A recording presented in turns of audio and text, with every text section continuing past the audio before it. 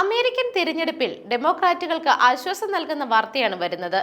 Republican സ്ഥാനാർത്ഥിയും മുൻ പ്രസിഡന്റുമായ ഡൊണാൾഡ് ട്രംപിനേക്കാൾ നേരിയ പോയിന്റിന് മുന്നിലാണ് നിലവിൽ കമല ഹാരിസ് എന്നാണ് പോൾ സർവേ ഫലങ്ങൾ സൂചിപ്പിക്കുന്നത്. ദേശീയ കൺവെൻഷന് തൊട്ടു മുമ്പാണ് ഡെമോക്രാറ്റുകൾക്ക് മുന്നേറ്റമുണ്ടാക്കിയിരിക്കുന്നത്. ഇന്ന് നടക്കുന്ന കൺവെൻഷനിലാണ് ഡെമോക്രാറ്റിക് പ്രസിഡന്റ് സ്ഥാനാർത്ഥിയായി കമല ഹാരിസ് ഔദ്യോഗികമായി നോമിനേറ്റ് ചെയ്യപ്പെടുക. സർവേ പ്രകാരം ട്രംപിന് 45ഉം കമല ഹാരിസിന് 49ഉമാണ് lead. Washington Post, ABC news, Ipsos poll പ്രകാരമുള്ള ലീഡ് നിലയാണ് ഇപ്പോൾ പുറത്തു വന്നിരിക്കുന്നത്. പോൾ നിലയിലുള്ള കമല ഹാരിസിന്റെ മുന്നേറ്റം ഡെമോക്രാറ്റുകൾക്ക് ചെറുതല്ലാത്ത ഊർജം നൽകുന്നുണ്ട്. കഴിഞ്ഞ ജൂലൈയിലെ പോളിൽ ട്രംപിന് 43 പോയിന്റും ബൈഡന് 42 പോയിന്റുമായിരുന്നു ഉണ്ടായിരുന്നത്.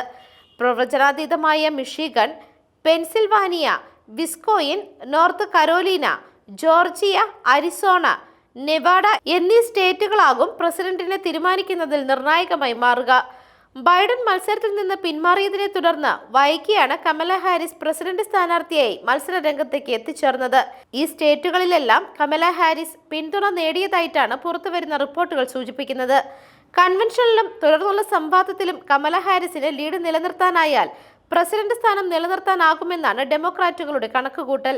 News desk മെഗ്നവിഷൻ.